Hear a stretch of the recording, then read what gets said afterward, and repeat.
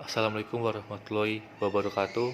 Perkenalkan, nama saya Redi Gilang Dalia Mesti, NPM D1A017060. Di sini saya akan menjelaskan tentang SDGs, yaitu tugas dari mata kuliah Analisis Kebijakan Pembangunan yang langsung dibimbing oleh dosen Anis Munandar.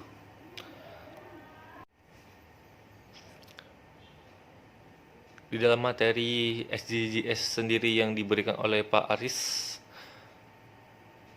di dalam backgroundnya itu terdiri dari beberapa poin, yaitu poin pertama,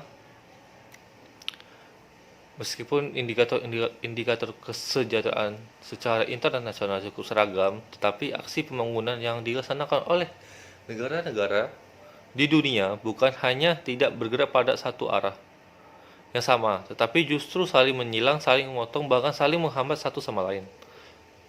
Kompleksnya, ini poin kedua, permasalahan pembangunan di berbagai negara anggota PBB bukan saja membuat kesejahteraan sulit dicapai, tetapi juga membuat kerusakan lingkungan makin parah.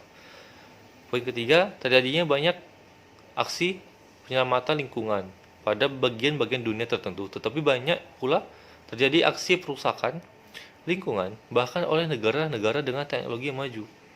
Dan ini yang poin keempat, perspective race drivers distorting race. Dan yang poin kelima, dunia makin kecil, makin kritis, dan makin mengglobal. Dan yang poin keenam, perlu ada aksi bersama untuk menghentikan kerusakan lingkungan sekaligus menggerakkan pembangunan ke arah yang sama. Dan ini adalah poin-poin tujuan dari terbentuknya SDGs itu sendiri. SDGs itu sendiri dijelaskan di materi ini itu akan dilaksanakan pada 2030, bukan dilaksanakan, tetapi tercapainya SDGs sendiri itu pada tahun 2030. SDGs sendiri itu memiliki kepanjangan yaitu Sustainable Development Goals, merupakan pengganti dari MDGs, Millennium Development Goals, yang berakhir pada tahun 2015. Dan terbentuknya SDGs sendiri itu terbentuk di sidang umum PBB yang dilaksanakan di ibu kota Amerika Serikat pada 25 September 2015, yaitu mencakup pada people, planet, dan perspektif. Dan tujuannya itu universal,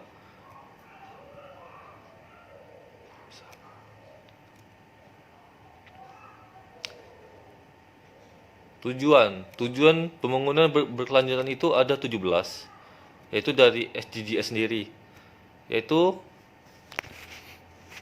tanpa kemiskinan, tanpa kelaparan, kehidupan sehat dan sejahtera.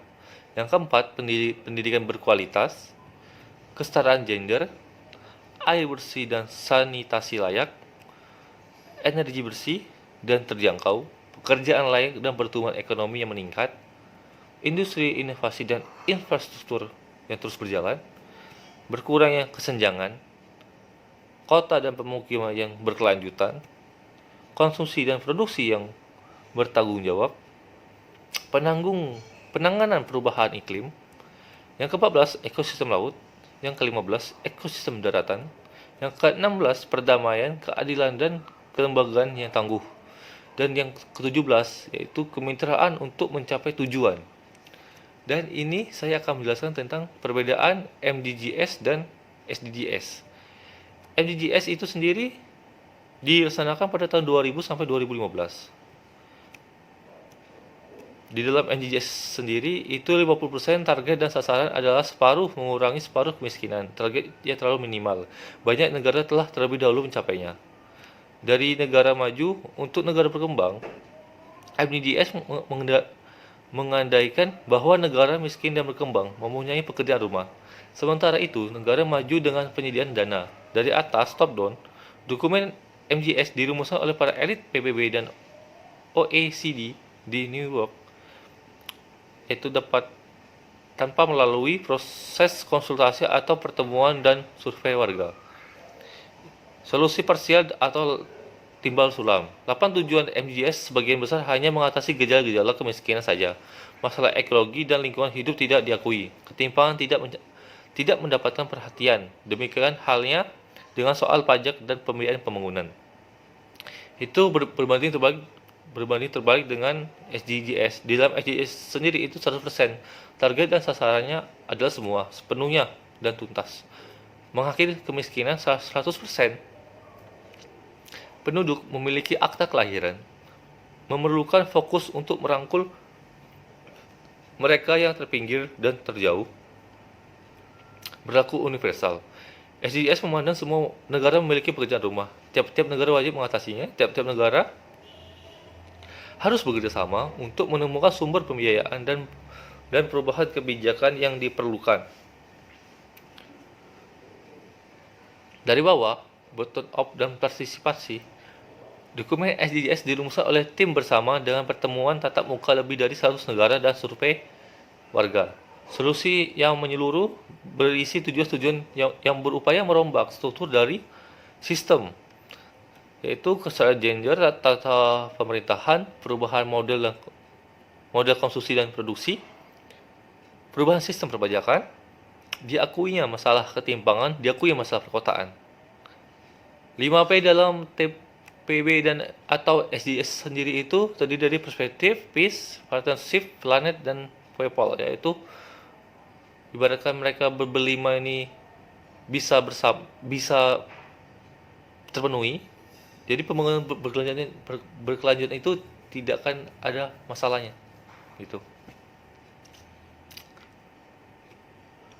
Di dalam pembangunan berkelanjutan, yaitu yang dalam SDGs sendiri dari pilar sosial, pilar hukum, pilar lingkungan, dan pilar ekonomi itu dijelaskan seperti pilar sosial adalah tercapainya pemenuhan hak dasar manusia yang berkualitas secara adil dan setara untuk meningkatkan kesejahteraan bagi seluruh masyarakat. Pembangunan di pilar hukum sendiri dijelaskan terwujudnya kepastian hukum dan tata kelola yang efektif, transparan, akuntabel, dan partisipatif untuk menciptakan stabilitas keamanan dan mencapai negara berdasarkan hukum. Terus dilanjutkan di pilar lingkungan, tercapai pengelolaan SDA dan lingkungan yang berkelanjutan sebagai penyangga seluruh kehidupan yang ada di negara-negara tersebut. Di selanjutnya yang terakhir itu pilar ekonomi ya. Pilar ekonomi itu menjelaskan tentang tercapainya pertumbuhan ekonomi berkualitas melalui berkelanjutan, peluang kerja dan usaha, inovasi, industri eksklusif, infrastruktur yang memadai, energi bersih yang terjangkau, dan didukung kemitraan. Itu adalah pilar-pilar, 4 pilar yang ada di SDGs sendiri, itu sendiri. Di dalam SDGs itu mencakup seperti hubungan timbal balik ya, hubungan timbal balik dari tiga pokok dalam SDGs sendiri, yaitu ekonomi, sosial, dan ekologi. Ini mereka bertiga ini saling berhubungan seperti ekonomi, kesempatan kerja, retribusi pendapatan, dan resolusi konflik. Selanjutnya sosial ke ekologi,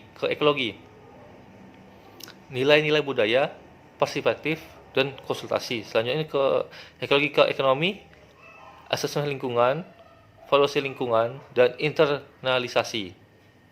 Selanjutnya stakeholder. Nah, ini yang penting, stakeholder. Stakeholder itu ada dari peran pemerintah dan parlemen, peran akademis dan pakar, peran ormas dan media, dan peran filantropi dan pelaku usaha. Nah, ini 4 stakeholder ini yang yang bisa mengatasi SDGs dalam penerapan SDGs itu sendiri. Sedangkan implementasi SDGs di Indonesia itu sendiri itu terdiri dari beberapa poin di dalam materi ini, yaitu 1, mengadopsi agenda SDGs ke dalam dokumen perencanaan nasional RPJMN, RAN, APBN. Yang kedua, mendistribusikan agenda nasional menjadi rencana sektoral kementerian dan lembaga negara. Yang ketiga, mendistribusikan agenda nasional menjadi RPJPD, RPJMD, RAD, sama APBD. Yang keempat itu mendistribusikan agenda nasional menjadi rencana sektoral organisasi perangkat daerah. Baiklah, materinya cuma sampai sini saja. Oh ya, saya ingin menjelaskan tentang stakeholder ya. Stakeholder itu ada dari peran pemerintah dan parlemen. Dari peran pemerintah itu sendiri di sini dijelaskan penetapan indikator dalam target atau sasaran, pengembangan kebijakan regulasi dan penyelarasan program, dan peran dari akademis itu sendiri, seperti peningkatan kapasitas, pemantauan dan evaluasi. Peran ormas dan media itu seperti diseminasi dan advokasi kepada masyarakat.